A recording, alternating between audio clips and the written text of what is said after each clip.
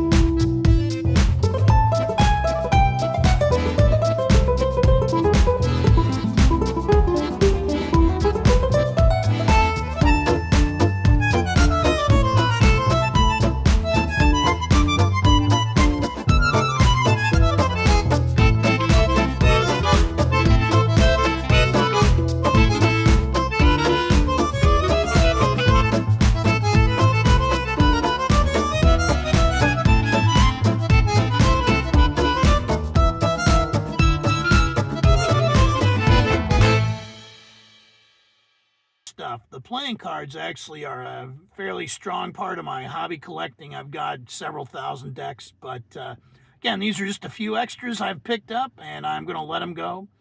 And I also put in an old maid deck from about 1933, 34, just because the graphics were pretty crazy. So anyway, thanks again for watching. This is Jeff Stunkard, and we're out.